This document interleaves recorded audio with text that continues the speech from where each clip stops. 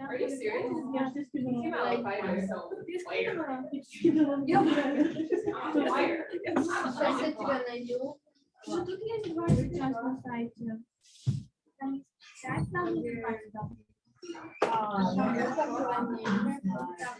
Я брала вот это.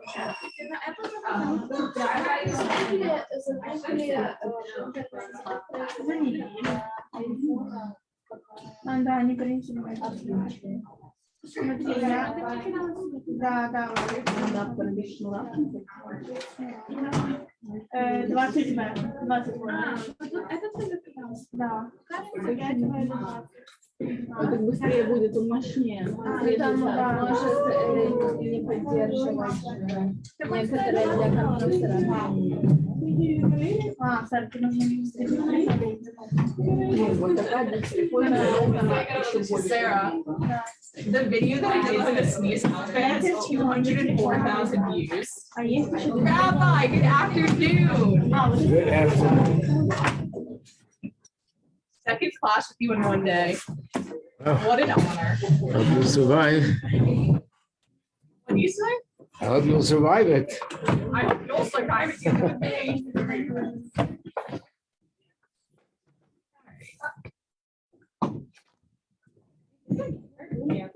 I know. This is you, Brianna. You want to pass this down to Brianna?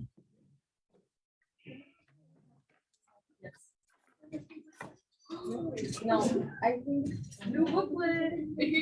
Well, all of you should have this too. Oh. No? We're gonna pass it around in a big bag. Wait a second.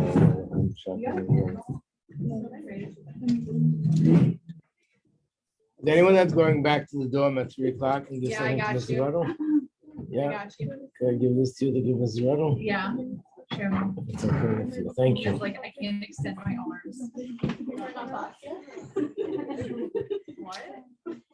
I think you have like Elastigirl from the Untitled Chapter. Whatever. Once more kosher. Okay. Do you have a pen?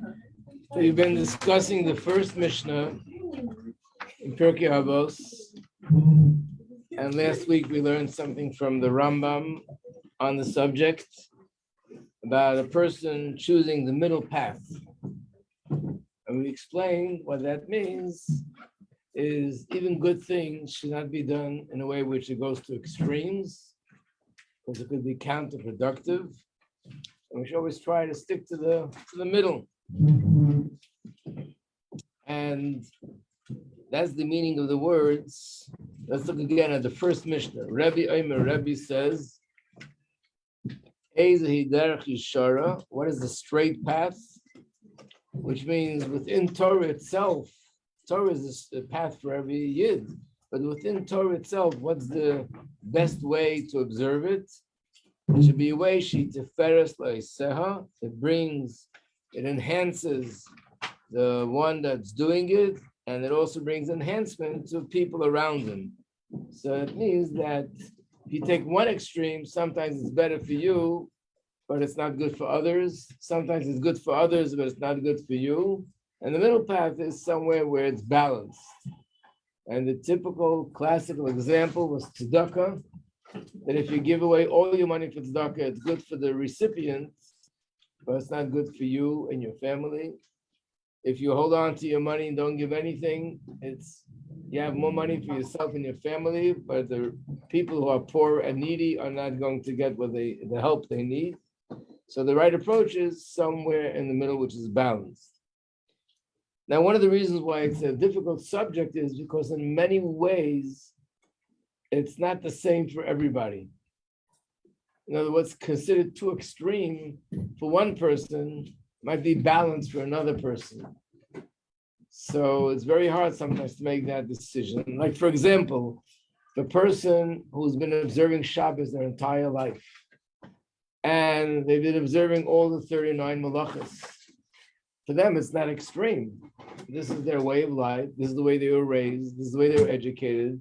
They've been living this way since they're children, and now they're 18, 20 years old. So it's just normal for them.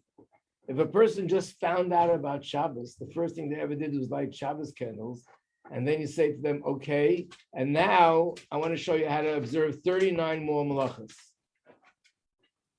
So you know that you'll be alienating them and they'll be running away from Shabbos. But how can that be too extreme? It's not too extreme for me. And the answer for you, it's not extreme. But this person, under these circumstances, with this background, it's too extreme. So therefore, when you say that something's extreme, it's also relative. Depends on the person, depends on the background, depends on their strengths and weaknesses. So it's not one size fits all. It depends a lot on the individual. But the principle is one principle that fits all. That every person has to find that place which is somewhere in the middle, not extreme, and then it's going to be productive. Very often it's hard to make that decision. Am I being ultra religious by doing this? And that's great. Or am I being self-destructive by doing this? Sometimes these are the situations where I need to ask someone else who's objective, could see things more clearly, and could help me make the judgment whether this is too extreme or this is the right balance.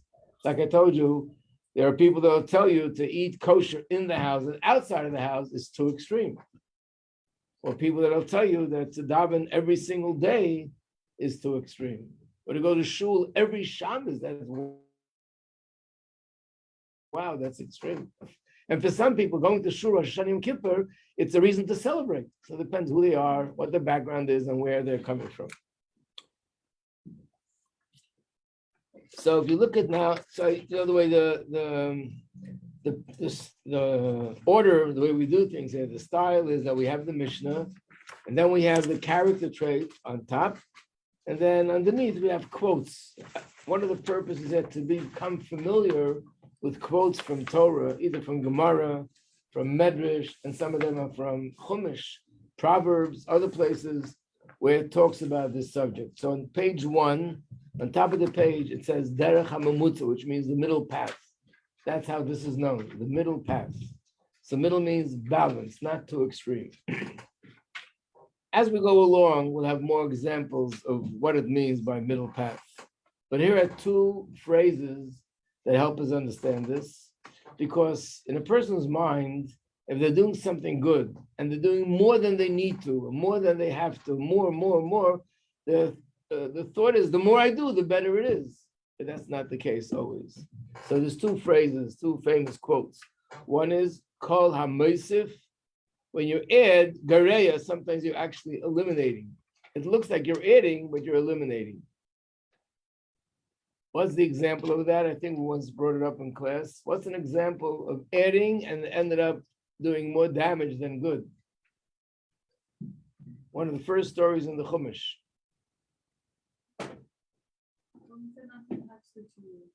Right. Hashem said not to eat from the tree. So Chava went a step further and told the snake, Hashem said not even to touch the tree.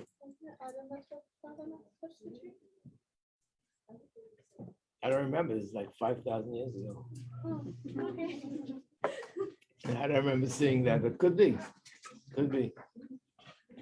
But whoever it was, Hashem didn't say it, it was someone else.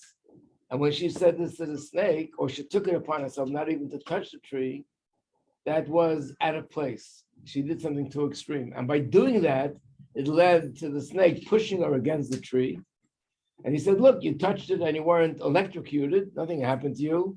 So when you'll eat, also nothing will happen to you. And that encouraged her to eat. And then eventually it led to all the negative results. So it's based on a pasuk. There's a pasuk in Chumash, and it's one of the commandments. You're not allowed to add to the Torah, and you're not allowed to subtract. So, for example, there's a mezuzah on the door, and a mezuzah brings bracha and brings protection. What if someone says, I want and I think I need ultra protection? I'm going to put 2 mezuzahs on my door. Is this something which is permissible? Is it something which you could do, but it won't accomplish anything, or it's actually prohibited? There is one of the 365 commandments is do not add to the Torah. So how do we get minhagos?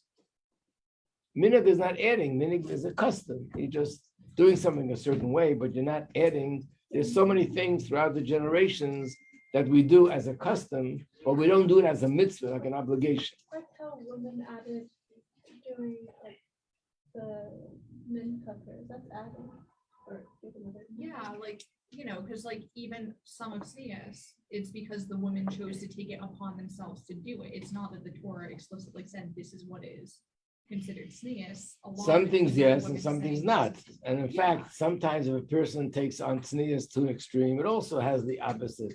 So you have to know what's halacha.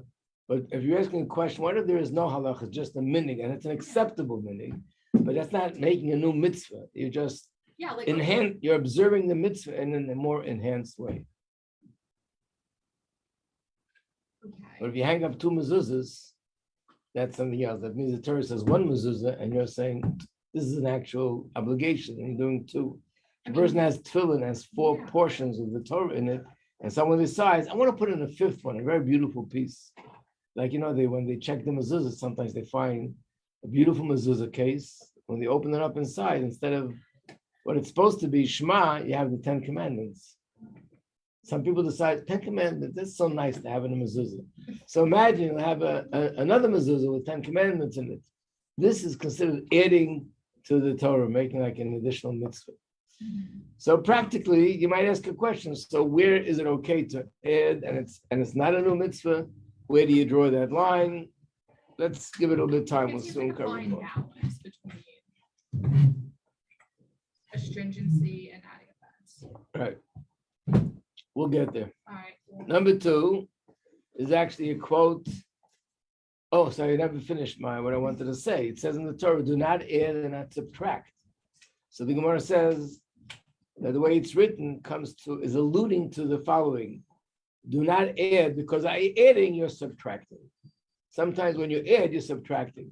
It's like somebody would wear a garment and say, I can't take something that's smaller than my size, that won't fit. But if it's longer than my size, I have nothing to lose. It's more material, big deal. No, if you put on something that's much longer than your size, then you could trip and fall and you can't walk. So actually, it's longer and it's more, but it doesn't do good, it does damage. So we have to know where you apply what. And again, we can't go through in this class all the details, but I think the mere knowledge that not always is adding a positive thing, depends on what context, is already helpful. Then I know I have to research, I have to ask questions, because maybe in this case, adding is actually subtracting.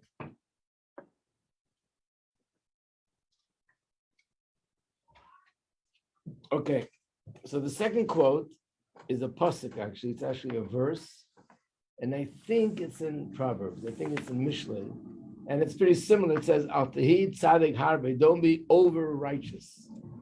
Again, to be good isn't, the famous quote, I think it's from the Rabbi Marash, if good is good, isn't better better? But then you have to know where this applies. And sometimes going to an extreme is not better. And that's what this verse means. So again, we have to use either common sense, or we have to have knowledge of Torah to know where it's positive or it's not. Let's go back to the beginning of the Mishnah.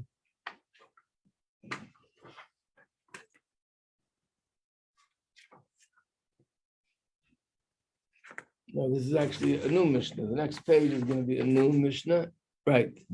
Now, why does it say Mishnah 1? Yeah, Mishnah 1. So the next piece, after talking about the middle path, what does it say in the Mishnah? Let's go back to that page, the first page. It says, Havizar b'mitzvah kala, be careful and cautious with a light mitzvah, just like with a more stringent mitzvah, because you don't really know the reward for mitzvahs. So basically what it's saying is you don't really know which are better, which are not. So don't make this kind of judgment. Oh, this mitzvah is very important. I should work harder to do it. This mitzvah is not so important. I don't have to pay so much attention to it. So one of the questions in this mission is, it says to be careful with a light mitzvah, like another mitzvah which is not light, which is heavy or severe or stringent, whichever word you'll use. Doesn't that itself imply that there are differences between mitzvah? And then it says you don't know which is better, which you do know. That's why we're calling this a light mitzvah, and this one is called a heavy mitzvah, or a serious mitzvah, a very severe mitzvah to violate. So how do we measure? On one hand, there's a light and there's heavy. On the other hand, we're saying treat all the mitzvahs equally.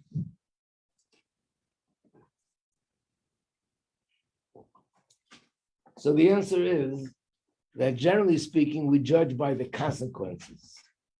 For example, for eating on Yom Kippur is very severe consequences.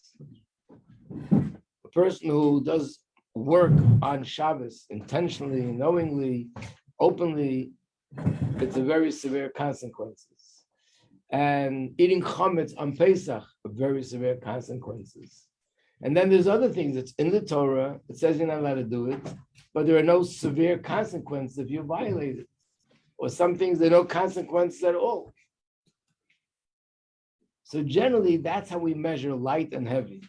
If for something the Torah says you have to pay a fine of money, another thing the Torah says the person has to be flogged, another thing the Torah says there's a death penalty, based on that, that's how we measure if it's light or it's heavy. So then if that's the case, there is the difference between mitzvahs. Why are we saying treat them all equally? Anybody following me? It's very quiet here. Yeah? Okay. So the answer is like this. Like many things you hear in class is, well, on one hand, it's like this. But on the other hand, it's like that. Here's another one. On one hand, there are really, truly differences in mitzvahs. On the other hand, there's an aspect of mitzvahs which are all the same. And therefore, don't pick and choose. What is the difference? The difference is like this. When Hashem gives us a commandment and tells us to eat matzah on Pesach, why? Why should we eat matzah on Pesach? So the truth is, it shouldn't really matter. As far as I'm concerned, if Hashem, who is the king of the entire universe, Hashem was my creator, and he created me, and he told me you should eat matzah on Pesach, that's all I need to know. I don't have to know the reason. But the truth of the matter is that Hashem gave us mitzvahs because the mitzvahs do make a difference in the world, which means this mitzvah will bring more blessing in the world. If you violate something in this mitzvah, it'll do damage in the world. Like it says, when a woman lights Shabbos candles, it brings long life to her, to her husband, to her children, and many other brachas. But if a person is going to say, that's the reason why I'm lighting Shabbos candles, it's not the perfect way of observing a mitzvah. I do the mitzvah because that's what it says in the Torah, and that's why I'm doing it. But on the other hand, there are differences in terms of the effect of doing a mitzvah or doing an avera. Some things do tremendous damage to the world or to my neshama, and some things do little damage to the world or to my neshama. So let's say, for example, there's a mitzvah in the Torah to make a bracha before you eat. Let's do an example. To make a bracha after you eat bread. It's in the Torah. There's also a mitzvah in the Torah, do not worship idols. Are on the same level? So on one hand, worshiping idols is much worse and does much more damage to the world and to my neshama than not benching after I ate a meal. But in terms of violating Hashem's will, they're both the same.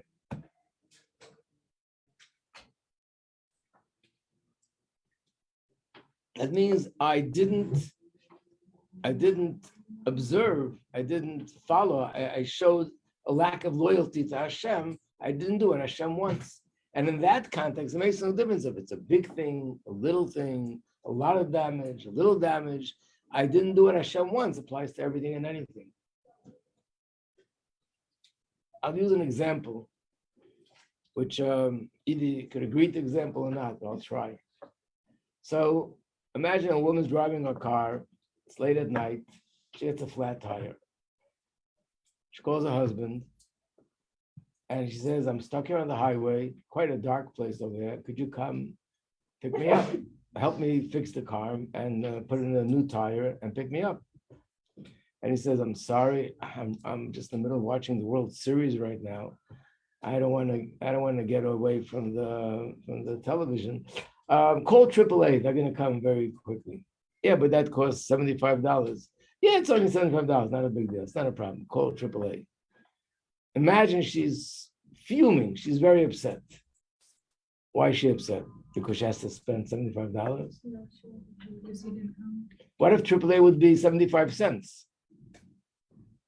I think she'd still be upset. I'm stuck on the highway. It's out here in the dark. I'm by myself. And that's more important to you than come pick me up. In other words, that means that you don't care for me. That's what's getting her upset. The fact that it's $75 is a little ice cream on top, but the main thing is, if you care for me, you would do this. So basically, loyalty to Hashem is if we do what Hashem wants. It makes no difference if by not doing it, we're causing 100% damage to something in the world, 50%, 20%, 30%. That's one thing. But the real thing that counts is I didn't listen to Hashem. It's a violation in this relationship. That Hashem asked me to do something and I said, no, I'm not going to do it. So that means that in every mitzvah, there are two parts. One part which makes all mitzvahs equal, makes no difference what it is, it's Hashem's will.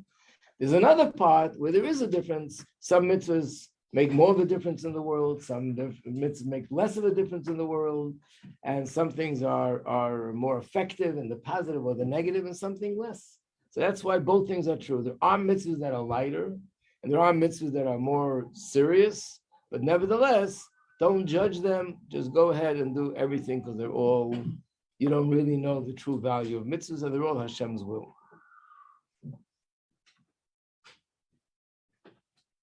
So number 3 is another quote related to this. Havirotz the mitzvah kala. Again, run to do a light mitzvah, which means that a person might say in his head, I'm going to run. When I say run, we don't mean physically running. It means I'm going to make every effort to get there, do it as quick as I can. If it's a very important mitzvah, but a light mitzvah, I'm not going to go out of my way to do it. The Mishnah says, this quote says, no, you should run to do Hashem's mitzvahs. And even if it's a light mitzvah, I should make the same effort as if it was something very important, because at the end of the day, they're both Hashem's will. You know what, in a relationship, which of the two things show more caring and loyalty and love? Is it by doing the extremely important things, or by doing things which on the surface are not even so important? The little things. Right, the little things show it more than the big things. So if the wife calls up and says, I don't feel well, I have to go to the doctor immediately, and he picks himself up and he goes and takes her to the doctor. Wow. But if she says, we have no ketchup, could you bring ketchup on your way home? And he's like, I'm going to have to go 5 minutes around the block, forget it. But that the little things, when a person's ready to go out of his way to do the little things, that in fact shows that the truth is there should be no difference, because the main objective is to make Hashem, give Hashem pleasure by doing his will.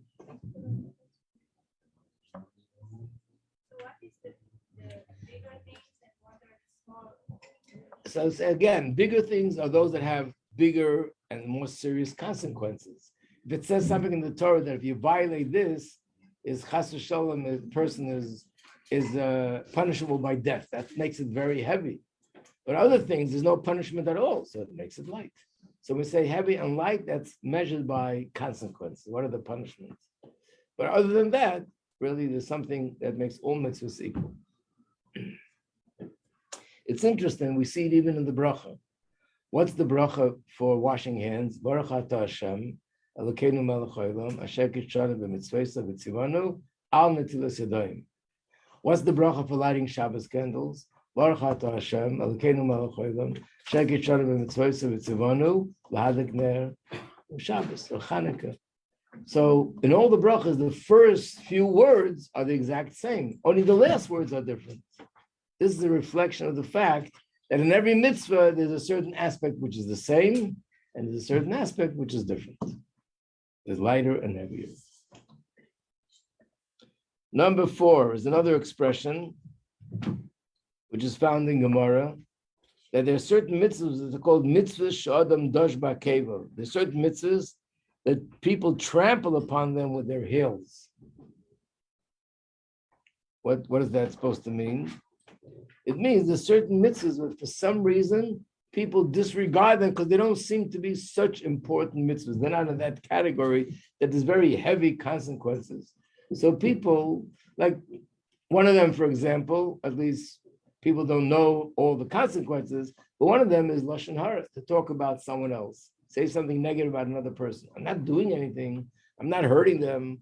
I'm not actually physically doing damage to the person. I'm talking about them, big deal. But the truth is, so sometimes people, this particular mitzvah, for some reason or other, people take it lightly, and the expression in Gemara is they step all over it, they trample over it, meaning they don't really take it seriously. But the truth is, all mitzvahs should be dealt with in the same serious way. Yes. Regarding the Lashon Hara, does it count if like we're all in the room and then something funny happens and then we leave and we're talking, like we were all present in the room and we like talked about what happened, like, oh, it's so funny when this person said this, or is Lashon Hara is like more like gossip? Like I know there's a whole book and like so many different like aspects to it, but just like in general, I guess I'm wondering like.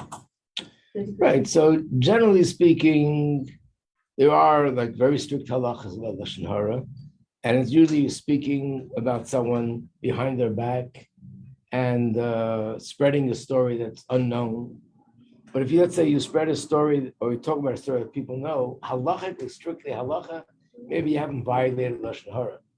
But it's not in this, it's definitely not the spirit of proper speech, because in general, talk about other people or to talk about other people's failures is a negative thing according to Torah. It's the spirit of Lashon Hara, maybe not practically, technically, clinically Lashon Hara, but it's the spirit of Lashon Hara. Rabbi Majeski? Yes. So if, for instance, like something happens and you feel like someone maybe isn't like in the right mind or safe or something, at what point is it like? That's not Lashon Hara. Okay, so but where's that line? You just said it. If I'm doing it because I feel the person's not safe and I have to give information to someone to make sure that they're not going to do anything wrong and to say they're not in a good place right now for that purpose. It has to be, you have to be telling someone that can actually help. Well, of course, you're not Like, you going to. can't just be like, No, it's not for broadcasting. Like- It's something which you want to tell a person that is in the position to do something about it. like if Moko's having heart attack, I'm like, sure, no. First of all, Hasbi Shalom. No, like, Second of all. no, there's like ways that it just wouldn't help. I was trying to not say that you Anyways. did something bad, Okay. just like, just a. You hear this, Rabbi?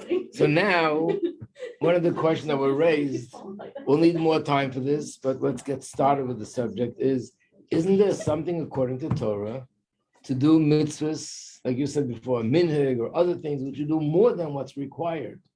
In fact, on top of the page, I'm looking at page 3 now, there's one of the phrases and quotes that are found in the Torah is called the Fnim Mishuras Hadin, means going beyond the letter of the law. Is that positive or that negative?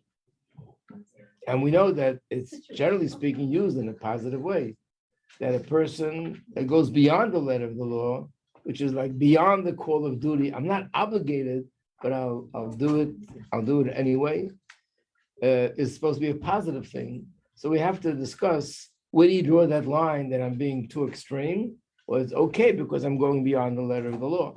So first, let's talk about going beyond the letter of the law. What is it all about? In fact, it's related to a chassid, because that's what the word chassid means. I put it down here, number 4. What does chassid mean? Tzaddik means a righteous person. What's chassid? So the term chassid is usually used to mean a person who's not only observing Torah and mitzvahs according to halacha, but they're going beyond the letter of the law. That's a chassid. For example, in Gemara, it says that there were people, and they were called chassidim in Gemara's times, and they davened 9 hours a day. How did they manage that? They used to prepare themselves 3 hours before davening. The davening itself, slow down. How much coffee did they drink? They prepared themselves 1 hour before davening. The davening itself took an hour, and then they needed another hour after the davening to sort of collect themselves. And it was done 3 times a day, so it's 9 hours a day. And why do they call them chassid? Because nobody spent so much time on davening. Because they went beyond what's really required, they were called chassidim. If you pay attention, you might notice in the Siddur, brings certain places of Tehillim. David HaMelech, King David says, Shamra nafshi, Hashem protect me, ki chassid ani, meaning because I do things beyond the letter of the law. So what's good about that? Yeah. So if you're doing like a positive mitzvah beyond the letter of the law, and you're going like above and beyond in a positive way, or if it's like a negative mitzvah and you're like going about it like extra, is there like a differentiation between the two? There's another term that's used if it's preventing myself from doing an avera. In other words, let's say there's something there that I know is bad news. Not only I don't go there, I'll actually go out of my way, not even to be involved or something like that. So Is that, it like beards and like pants? Does that have anything to do with like some people like never cut their pants, some people trim their beards? Does that have anything to do with? it has to do with this. In other words, there are opinions in halacha. There are different opinions. We're going to have classes on this. But there are opinions in halacha that a man does not have to let the beard grow. But there are opinions in halacha that say he's not allowed to cut the beard.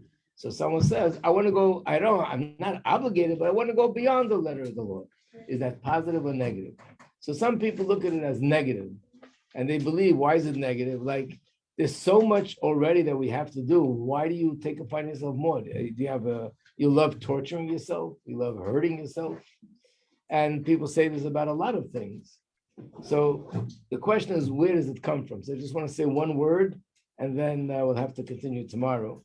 The one word is, I saw this once, and it stayed in my head as a good example for this. I walked into an office, and there was a sign where you check in and you check out. You click, the clocks. And it says like this: if you don't believe in the resurrection of the dead, come here at 5 o'clock. What it means is if you walk in the office at 4 o'clock, everybody's like, they're falling asleep, they're tired, at the end of the day. 5 o'clock, everybody's levitic and freilach, they're ready to go out. The work is over. That's the worker. The owner of the business is there 5 o'clock, he's there 6 o'clock, he's there 7 o'clock. His wife is calling him to come home, his kids are calling him to come home. Why is he staying longer?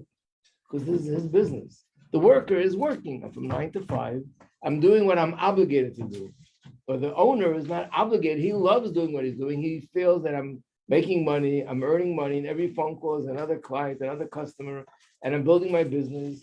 So generally speaking, we'll soon go into the details, but generally speaking, going beyond the letter of the law is an expression of loving to do what I'm doing. But if I do what I'm doing as an obligation, whatever I'm obligated, I'll do, but I won't go beyond that. I think you have that sign in the dorm somewhere. It's not my job. I don't have to do it. I'm not obligated to do it.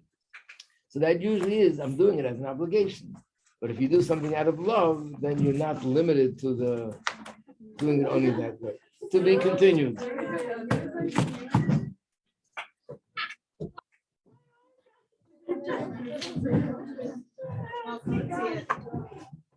of all, don't say let's see it to the blind girl. That's first of all, anyway.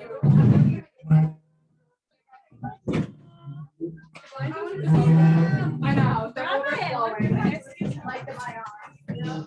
So I'm gonna pick when you get them. Hey,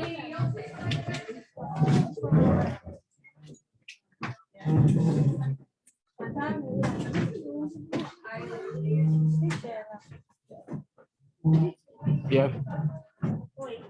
יש סרטון שהערבי צועד מחוץ ל-770. מה זה? מה הוא אומר שם? It's a bit of a long story, אבל זה היה כשבקשר לספרים. זה היה דידן נצח, ואחר כך, they made an appeal. appeal זאת אומרת ש, you're very welcome. appeal זאת אומרת שמישהו מביא את זה לבית משפט עוד הפעם. עוד משפט? עוד משפט, אם המשפט הראשון, אם השופט הראשון היה נכון, צודק.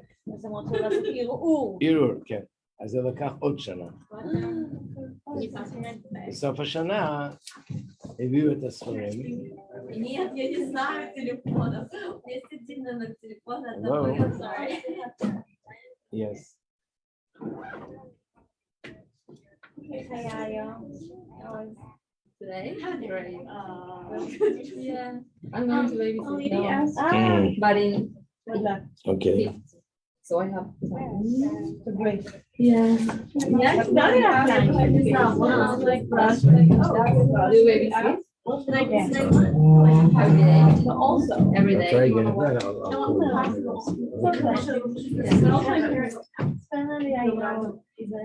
Wow.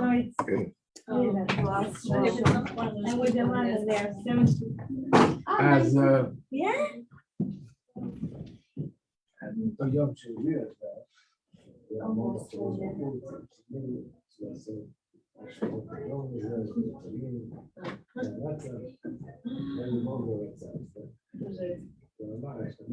ממש, התקופות הראשונות ניתנו מענה קרובות ברעש. וספוסות, יש דברים. אז יש דברים שזה עושה מודעת. להיות ברוגע. צעק, הבוחרים, מה אתם עושים פה? אתם רוצים ללמוד, בישיבה. הרב צעק, בוודאי עומדים, עד שהתחיל לצעוק, כבר הבינו, הרב הוא רציני. בחיים הוא לא ראיתי אותך. וואו, וואו, טוב, תודה. היה מצב מיוחד, בכלל, כן. בספרים. ספרים זה היה מאוד רגיש בשבילו. כן. וואו.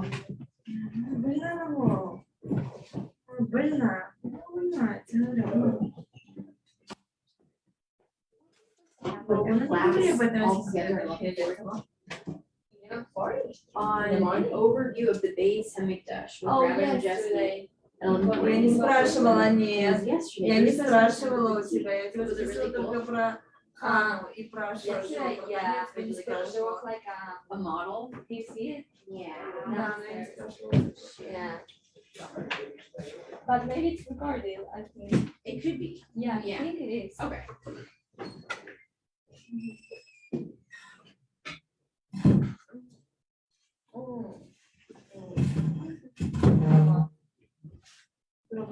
Bye.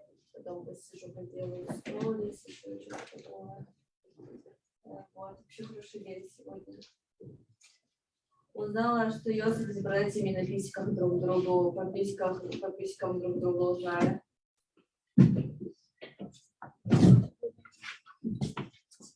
Узнали друг друга по писькам. Да.